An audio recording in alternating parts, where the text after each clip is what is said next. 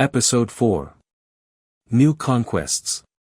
Darius was not merely a great builder. Like both Cyrus and Cambyses before him, the new great king sought to expand his empire. Around 520 BCE, he launched an invasion against a Scythian tribe known as pointed-hood Scythians, because of the tall caps they wore. They lived east of the Caspian Sea in what is now Turkmenistan. Some historians suggest these Scythians had helped some of the rebels in the Central Asian satrapies who had challenged Darius's rise to the throne. Rather than attack his enemy head-on, Darius used boats to bring his troops across the southeast corner of the Caspian Sea. Darius claims to have killed many of the Scythians, including their chief. He then appointed another man their chief to gain control of the province. Around 518 BCE, Darius pushed the empire farther eastward by taking land in India. There are no details of the battles he fought there or of the exact borders of the Indian Empire. But Persian influence extended to the Indus River, in what is now Pakistan. The region became a rich source of gold for the Persian Empire. After spending time in the east, Darius turned his attention toward Europe. In 513 BCE, he gathered an army of as many as 150,000 men. He also relied on a navy of 600 ships, sailed by Greeks from Persian lands in western Turkey. To enter Europe, Darius linked these boats together to form a floating bridge. The bridge let his land forces cross the Bosporus, the narrow waterway that separates Europe from Asia south of the Black Sea. Persians entered Thrace, where the people accepted Persian rule rather than fight. To the west, Macedonia also came under Persian control. Darius then headed north and crossed the Danube River, in modern-day Romania, on his way to fight the Scythians.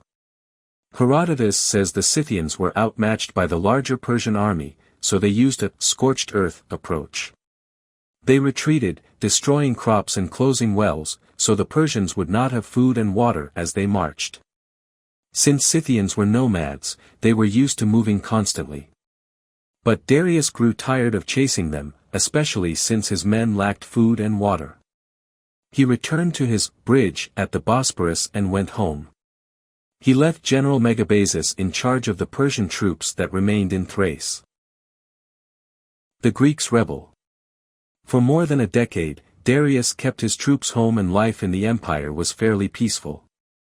But in 499 BCE, trouble erupted in Asia Minor. Aristagoras, d. 497 BCE, the ruler of the Greek city-state of Miletus, encouraged several other Greek city-states that were under Persian rule to rebel. He also sought aid from Athens, one of the major Greek city-states on the mainland of Europe, as well as the smaller city-state of Eretria. In 498 BCE, the Greek rebels attacked Sardis, the most important city in the region. For the next 6 years, Darius worked to regain control. In some cases, he won back their loyalty without a fight. But in Miletus and other city-states, the Persians had to restore their control on the battlefield. When the fighting ended, Darius punished the mainland Greeks who had aided the rebels. The Persians had become more active in the area around the Mediterranean Sea. The major Greek city-states, particularly Athens, were natural rivals for Persia if the great king wanted to expand his presence in the Aegean and Mediterranean seas. Darius wanted to show the Athenians they should not interfere in Persian affairs or challenge his power. In 490 BCE, a Persian army invaded independent Greece. The soldiers destroyed buildings on the island of Naxos, then headed for the city-state of Eretria. After 6 days of fighting, local people who opposed their rulers opened the gates of their city to let in the invading Persians. Many residents of Eretria were forced to go to the Persian city of Elam as punishment for resisting the Persian conquest. Then the Persians turned south, toward Athens. They landed outside the main city at the Bay of Marathon. From there, some 20,000 troops marched to a nearby plain. For several days, the Persian and Athenian armies watched each other across the plain of Marathon. When the fighting began, Persian arrows rained down on Greek infantry, soldiers who fight on foot. The infantry, however, known as hoplites, stood close to one another with their shields locked together. This formation, called a phalanx, kept most of the arrows from hitting the Greek soldiers. The Greeks were able to get close to the invading Persians and use their greater skill in hand-to-hand combat. Herodotus wrote in the histories that these Athenians were the first to charge their enemy at a run and the first to face the sight of the Median dress and the men who wore it. For till then, the Greeks were terrified even to hear the names of the Medes. But the Athenians fought bravely and forced the Persians to retreat. As the Persians fled back to their ships, the Greeks followed them and continued fighting, leading to even more deaths. In the Persian Empire, Lindsay Allen writes that compared to other battles, the Persian loss at Marathon was not a major one. But for the Greeks, Allen says, the encounter's effect on Greek ideas about their own identity, distinct from the peoples of Asia, was enormous. The Greeks began to see themselves as the defenders of freedom and democracy. For them, the Persians represented the harsh rule of kings. An idea of the West, Greece, and later, Rome, and the East, Persia, as opposing cultures grew out of the battles between the Greeks and Persians. Xerxes and the Greeks.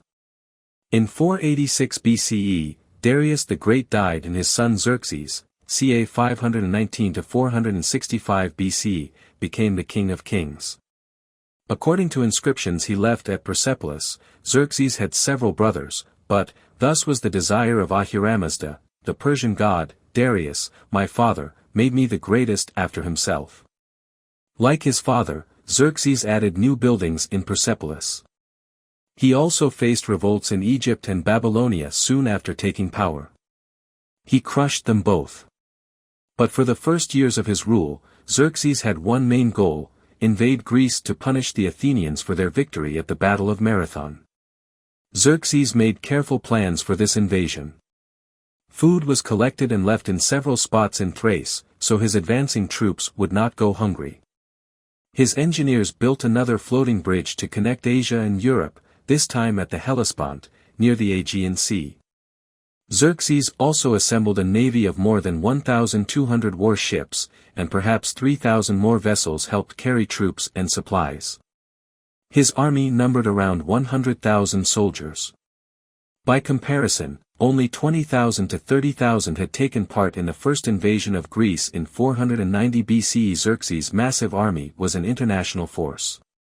Parthians, Scyths, Bactrians, and others from the steppe joined the Medes and Persians as the main cavalry force. They fought with lances, bows and arrows, and swords.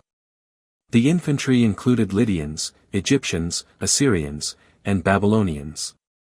Their weapons included a variety of bows, swords, and spears. Some Libyan forces rode in chariots, while a few Arabs launched arrows, while riding camels. At sea, Phoenicians sailed the ships, with Persians or Medes in command. For this invasion, Xerxes led the troops himself.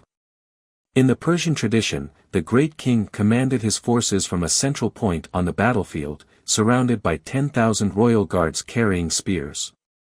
These special soldiers were the best in the army, and traveled with their own wagons that carried their women and supplies. Before setting out on his march to Greece, Xerxes had issued an order. He demanded that the Greek city-states send him earth and water, a sign of their loyalty to him. But Athens and Sparta refused to accept Xerxes' power, and they prepared for war. The Second Greek-Persian War. The first battle in 480 BCE was located at Thermopylae, a pass along the shore of the Gulf of Malis so narrow that only one chariot could pass through at a time. On the southern side of the track stood the cliffs, while on the north side was the gulf. Greek troops waited there to stop the Persians from advancing toward Athens. The defenders included 300 of the best Spartan warriors, led by their king, Leonidas, d. 480 BCE. For the first attack, Xerxes sent several thousand soldiers into the region. But the narrow space between the water and the mountains prevented them from using their advantage in manpower. The Greeks also had longer spears and could easily stab the Persians. Even the Persian royal guards could not beat the Greeks. Several days passed, and a Greek trader finally told Xerxes about a secret path his men could use to surround the defenders at Thermopylae. Following this advice, the Persians advanced. The Greeks realized the Persians would soon be marching on the Greek city-states to the south. They left to protect the rest of Greece. Leonidas stayed behind with his Spartans and some soldiers from other city-states. Their task was to hold the Persians off while the Greeks got ready to defend their homelands. Leonidas was greatly outnumbered and all his soldiers were eventually slaughtered. But not before they made a heroic stand and held the Persians off for 2 days. While the Persians were at Thermopylae, their navy was fighting a Greek fleet. The two navies met at Artemisium, off the island of Euboea in the Aegean Sea. Neither side won a clear victory, but a storm destroyed many Persian ships. Back on land, the victory at Thermopylae gave the Persians an easy route through Attica to Athens. Most of the citizens there had already fled the city. The Persians then advanced on the Acropolis, a hill where the main temples in the city stood. They defeated the Athenian troops defending the temples. They also stole many art treasures from the buildings on the Acropolis and from other temples in the city. Then the Persians burned buildings in the almost empty city. Modern historians have suggested that destroying Athens did not serve a military purpose. Xerxes simply wanted to punish the Athenians for their refusal to accept Persian dominance. However, it is important to remember that looting and burning a conquered city was a common practice in the world at that time. Xerxes did punish the Athenians, but he also ensured that they would have a lasting hatred for the Persian invaders. The Persians lost the next major battle of the war, a naval conflict near Salamis. This island, west of Athens, was close to the Greek mainland. The Greeks tricked the Persian ships into entering the narrow strait, a narrow passage of water connecting two larger bodies of water, between the island and the mainland. They were then able to destroy a large portion of the Persian fleet. He wanted the remaining ships to return safely to Asia Minor, so he could use them again. As the great king prepared to return to Sardis by land, he left the general Mardonius, d. 479 BCE, in charge of 10,000 top troops.